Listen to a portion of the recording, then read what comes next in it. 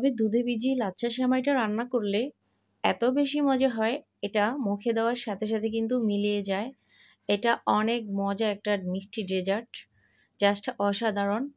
আমি তো এভাবেই তেলে ভাজা লাচ্ছা সেমাইটা দুধ দিয়ে রান্না করি, এতে অনেক বেশি মজা হয় আর দেখতেও অনেক লোভনীয় হয়।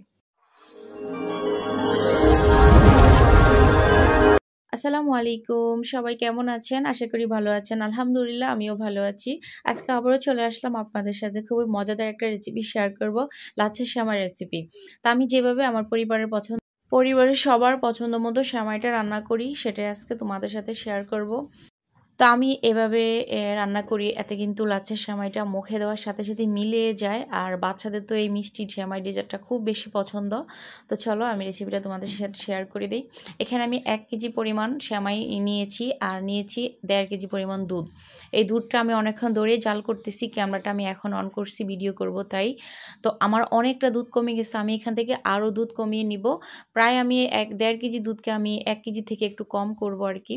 তো এই পর্যায়ে আমি এখানে 2টা এলাচ, তারপরে একটু দারুচিনি, 2টা তেজপাতা দিয়েছি। এগুলো আমি পরে আবার তুলে ফেলে দিব। আর পরিমাণ মতো মিষ্টিটা যে যেমন পছন্দ করেন সেরকম চিনিটা দিয়ে দিবেন। তো আমি আমাদের পছন্দ মতো চিনিটা ব্যবহার করেছি। এখন এটাকে সব কিছু আমার দেওয়া শেষ। সামান্য পরিমাণ লবণ দিয়েছি, মিষ্টির মধ্যে লবণ দিলে কিন্তু খেতে ভালোই লাগে। তো আমি যখন এই মশলাগুলো থেকে গ্রান ছড়িয়ে বের হবে, তারপর দুধটা আরও কমে যাবে, তখন হচ্ছে আমি দুধটাকে আমি নামিয়ে নিব। তো আমি এভাবে করে দাঁড়িয়ে থেকে থেকে জাল করতেছি, কারণ চলে গেলে চুলা জ্বললে হয়ে যাবে, দুধটা পড়ে যাবে। তো আমি এখানে সামান্য পরিমাণে হচ্ছে নারকেল কোড়ানো দিয়ে দিয়েছি। এতে করে আমরা যখন এটা সেমাইয়ের সাথে দুধটা ব্যবহার করব, তখন সেমাইয়ের সাথে আমাদের নারকেলটা মুখে কামড় পড়বে, অনেক বেশি ভালো লাগবে। তা আমার বাচ্চারা হয় কি কিশমিশ বাদাম এগুলো সেমাইয়ের সাথে খেতে চায় না, তাই আমি কিশমিশ বাদাম এগুলো ছাড়াই আজকে সেমাইটা রান্না করব। একদম অনেক মজা হয়, এটা যেভাবে রান্না করে না কেন সেভাবে খেতে অনেক বেশি মজা। তা আমার দুধটা জাল করা হয়ে গেছে, এই পর্যায়ে আমি গরম মশলাগুলো তুলে ফেলে দিচ্ছি। আর এগুলো দিয়েছি আমি গ্রানের জন্য, জাস্ট ফ্লেভারের জন্য। এগুলো কিন্তু অবশ্যই তুলে ফেলে দিবেন, যদি না তুলে ফেলে দেন সেমাই যখন খাবেন তখন কামড় পড়লে কিন্তু বাজে স্মেল আসবে। তো আমি 1 পাতিল দুধ বসিয়েছিলাম, সেখান থেকে আমার 3 ভাগের 2 ভাগ কমে গেছে আর 1 ভাগ আছে। তো ফাইনালি হচ্ছে আমি সবগুলো মশলা তুলে ফেলে দিচ্ছি, দেখো। তো সেমাই কিন্তু আমাদের সবারই পছন্দ, একজন এক একভাবে রান্না করে। আপনারা এইবার আমি আজকে যেভাবে দেখিয়েছি এভাবে একবার রান্না করে দেখবেন। মানে সেমাইয়ের মধ্যে একটা স্মুথ ভাব থাকে, মুখে দেওয়ার সাথে সাথে মিলিয়ে যায়, জাস্ট অসাধারণ। আমি কিন্তু বেশিরভাগই এভাবে সেমাইটা রান্না করি। অনেকে আছে চুলার উপরে দুধ গরম থাকা অবস্থায় সেমাই দিয়ে দেন, সেই সেমাইটা খেতে কিন্তু ভালো লাগে না, একদম সিদ্ধ হয়ে যায়। এখন হচ্ছে আমি পুরোটা সেমাই একটা বাটির মধ্যে নিয়ে নিছি, দেখো।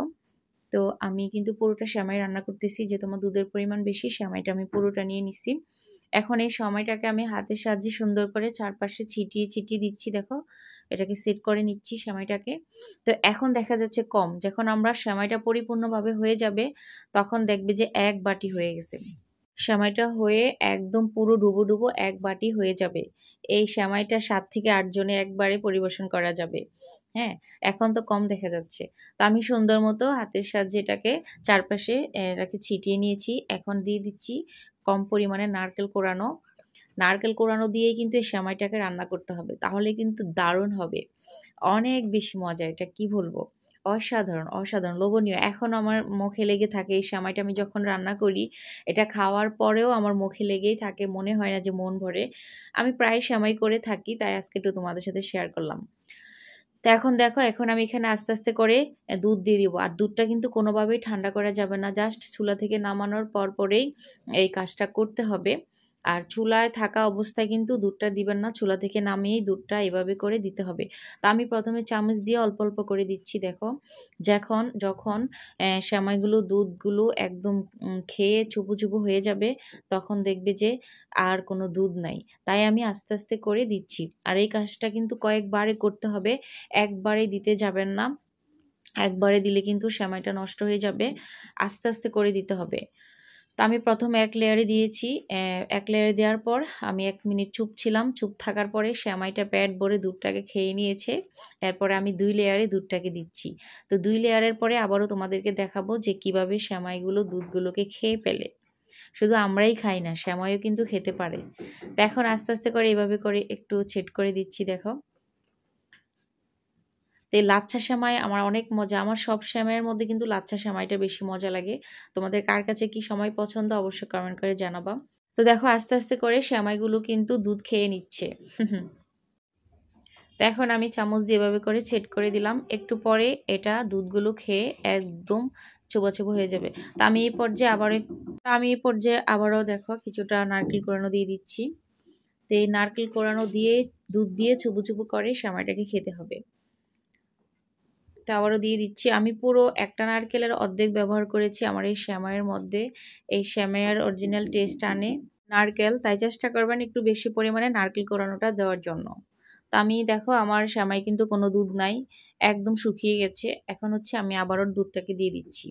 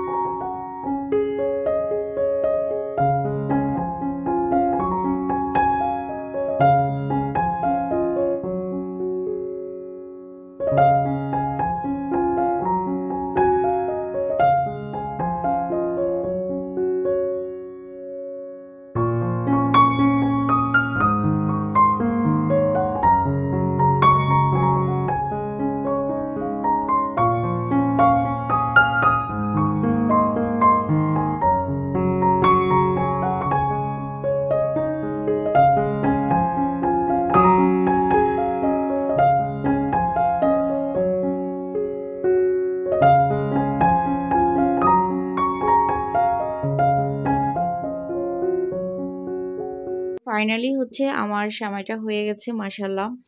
তো এটা এমন পর্যায়ে আমি দুধটাকে ব্যবহার করেছি, কিছুটা দুধ ভিতরে ছোবা ছোবা আছে আর কিছুটা উপর থেকে সেমাইটা শুকনা শুকনা।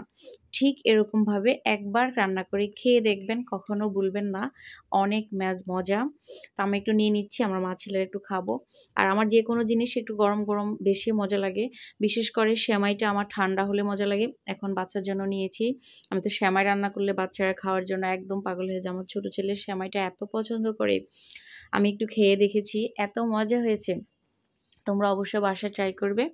তো আজকের মতো বিদায় নিয়ে নিলাম, চলে আসবো অন্য কোনো সুন্দর একটা ভিডিও নিয়ে। সে পর্যন্ত সবাই ভালো থাকবে, সুস্থ থাকবে, আমার জন্য দোয়া করবে। আসসালামু আলাইকুম, আল্লাহ হাফেজ।